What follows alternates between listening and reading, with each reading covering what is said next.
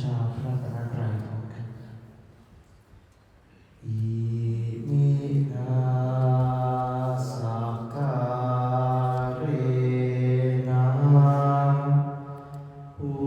ทธังอภิปูชยา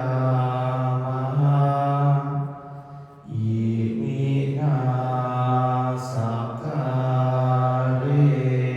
ะธัมมังอภิปูชยามะอิมินาสักการะสังฆังอภิปูชยามะอะระหังสัมมาสัมพุทโธภคะวาพุทธังภคะวันตังอภิวาเทมิสวากขาโตภคะวะตาธัมโมธัมมังนามัสสามิสุปฏิปันโนภะคะวะโตสาวกสังโฆสังฆังนะมามิ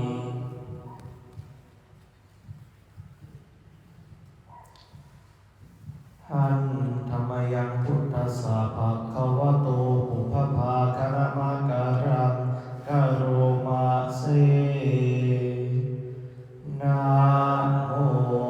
ตัสสะภะคะวะโตอะระหะโตสัมมา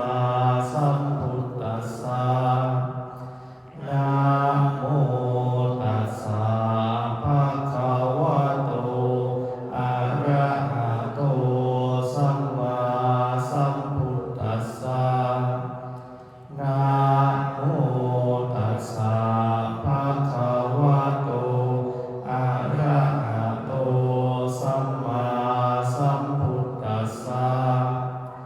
พุทธังสรณังคัจฉามิธัมมังสรณังคัจฉามิสังฆังสรณังคัจฉามิทุติยมปิพุทธังสรณังคัจฉามิทุติยมปิธัมมังสรณังคัจฉามิทุ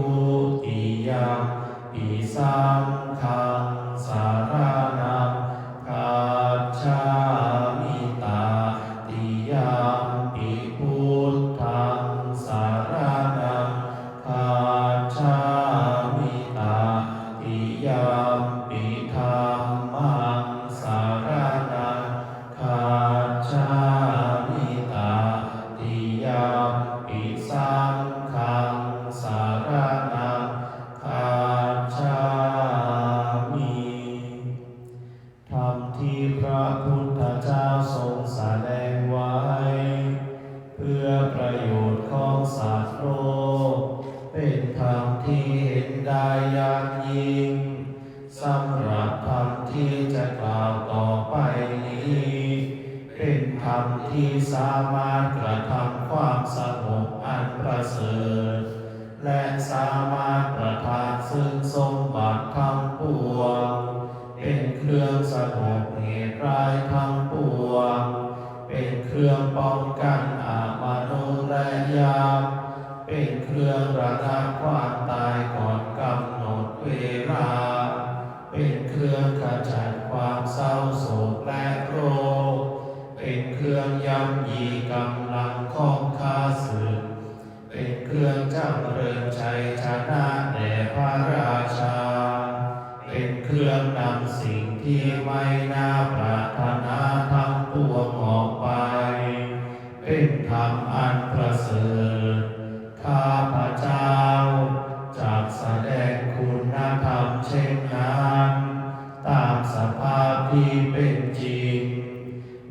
ที่ใดมีผู้กล่าวว่าจะสรรเสริญพระคุณอันประเสริฐ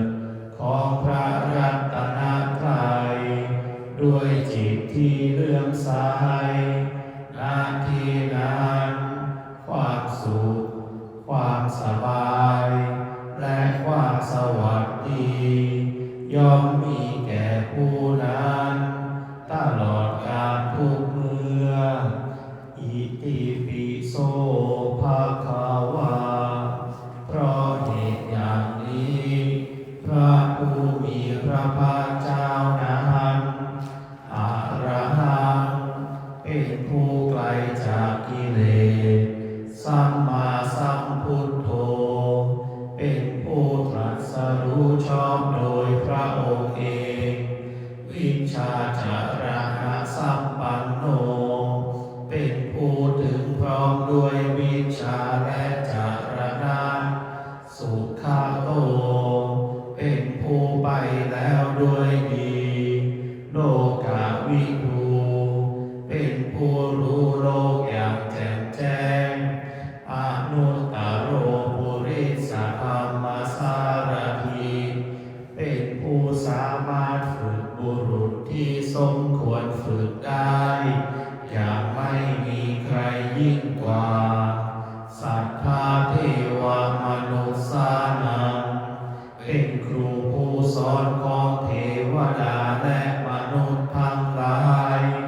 พุทโธเป็นผู้รู้ผู้ตื่นผู้เบิกบานด้วยธรรมภควาติเป็นผู้มีความจำเริญจำแนกธรรมสั่งสอนสัตว์ดังนี้สวากขาโตภควตาธัมโมพระธรรมเป็นธรรมที่พระผู้มีพระภาคเจ้า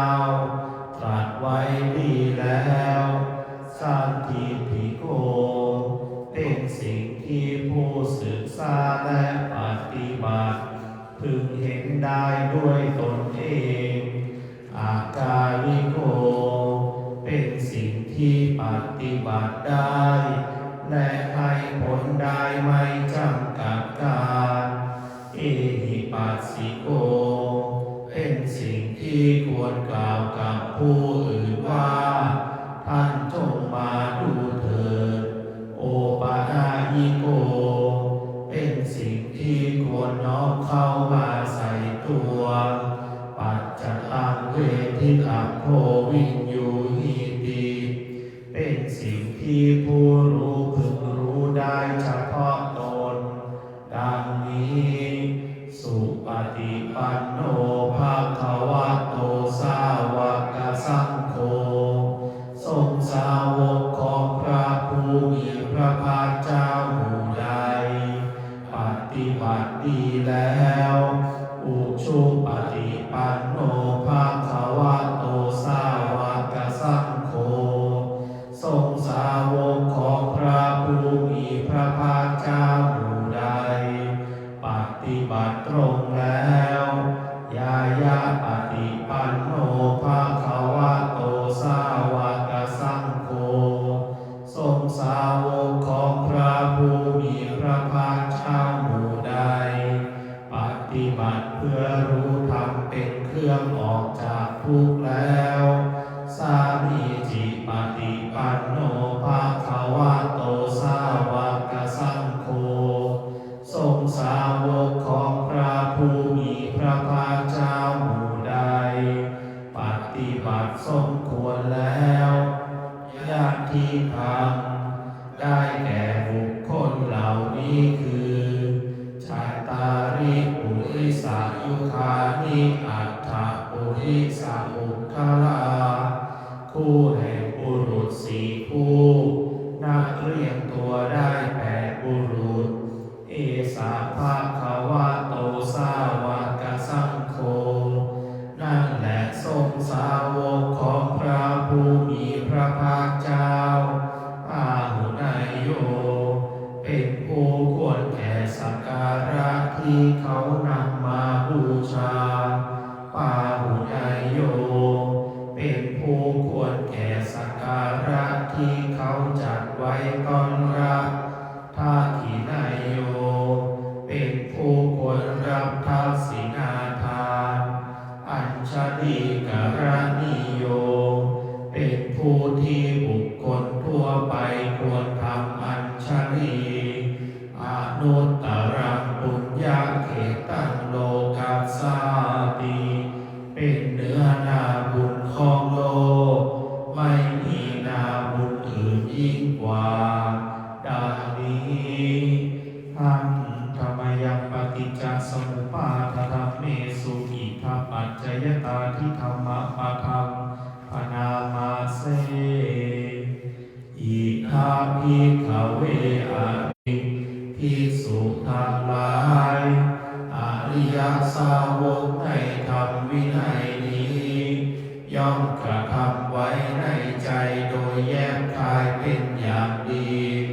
ซึ่งปฏิจจสมุปบาทนั้นเทียวดังนี้ว่าอิมัสสมิสติอิทังโหติเมื่อสิ่งนี้มีสิ่งนี้ย่อมมีอิมัสสุปาทาอิทังอุปัชฌาติเพราะความเกิดขึ้นแห่งสิ่งนี้สิ่งนี้จึงเกิดขึ้นอิมัสสมิอาสติอิทังนะโหติเมื่อสิ่งนี้ไม่มีสิ่งนี้ย่อมไม่มีอิมัสสานิโรธาอิทังนิรุจจติเพราะความดับไปแห่งสิ่งนี้สิ่งนี้จึงดับไปยะทิธรรมได้แก่สิ่งเหล่านี้คืออวิชชาปัจจยาสังขาราเพราะมีอวิชชาเป็นปัจจัยจึงมีสังขารทั้งหลายสังขาราปัจจยาวิญญาณังเพราะมีสังขารเป็นปัจจัยจึงมีวิญญาณวิญญาณปัจจยานามารูปังเพราะมีวิญญาณเป็นปัจจัยจึงมีนามรูปนามารูปปัจจยาสาลายตนะเพราะมีนามรูปเป็นปัจจัยจึงมีสาลายตนะสาลายตนะปัจจยาภัสโสเพราะมีสาลายตนะเป็นปัจจัยจึงมีผัสสะผัสสะปัจจยาเวทนาเพราะมีผัสสะเป็นปัจจัยจึงมีเวทนาเวทนาปัจจยาตัณหาเพราะมีเวทนาเป็นปัจจัยจึงมีตัณหาตัณหาปัจจยาอุปาทานังเพราะมีตัณหาเป็นปัจจัยจึงมีอุปาทานอุปาทานาปัจจยาภาโวเพราะมีอุปาทานเป็นปัจจัยจึงมีภพภาวะปัจจยาชาติเพราะมีภพเป็นปัจจัยจึงมีชาติปัจจยาชารามรณะโสกปริเทวทุกขโทมนัสสุปายาสาสัพพวันติเพราะมีชาติเป็นปัจจัยชารามรณะโสกปริเทวทุกขโทมนัสอุปายาสะทั้งหลายจึงเกิดขึ้นครบถ้วนเอวะเมตัสสะเกวรัสสะทุกขขันธัสสะสมุทัยโยโหติความเกิดขึ้นพร้อมแห่งกองทุกข์ทั้งสิ้นนี้ย่อมมีด้วยอาการอย่างนี้อวิชชายาตเววะอาเสสะวิราคะนิโรธาสังขารานิโรโธเพราะความจางคลายดับไปโดยไม่เหลือแห่งอวิชชานั้นเทียวจึงมีความ ความดับแห่งสังขารสังขารนิโรธาวิญญาณนิโรโธเพราะมีความดับแห่งสังขารจึงมีความดับแห่งวิญญาณวิญญาณนิโรธานามรูปะนิโรโธเพราะมีความดับแห่งวิญญาณจึงมีความดับแห่งนามรูปนามรูปะนิโรธาสาลายตนะนิโรโธเพราะมีความดับแห่งนามรูปจึงมีความดับแห่งสาลายตนะสาลายตนะนิโรธาปัสสะนิโรโธเพราะมีความดับแห่งสาลายตนะจึงมีความดับแห่งผัสสะผัสสะนิโรธาเวทนานิโรโธเพราะมีความดับแห่งผัสสะจึงมีความดับแห่งเวทนาเวทนานิโรธาตัณหานิโรโธเพราะมีความดับแห่งเวทนาจึงมีความดับแห่งตัณหาตัณหานิโรธาอุปาทานานิโรโธเพราะมีความดับแห่งตัณหาจึงมีความดับแห่งอุปาทานอุปาทานานิโรธาภาวะนิโรโธเพราะมีความดับแห่งอุปาทานจึงมีความดับแห่งภพภาวะนิโรธาชาตินิโรโธเพราะมีความดับแห่งภพจึงมีความดับแห่งชาติชาตินิโรธาชารามรณะโสกปริเทวทุกขโทมนัสสุปายาสานิรุชชันติเพราะมีความดับแห่งชาตินั้นแลชารามรณะโสกปริเทวทุกขโทมนัสอุปายาสาทั้งหลายจึงดับสิ้น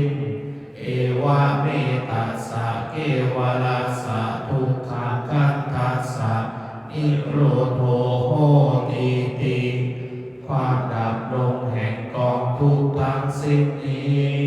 ย่อมมีด้วยอาการอย่างนี้ดังนี้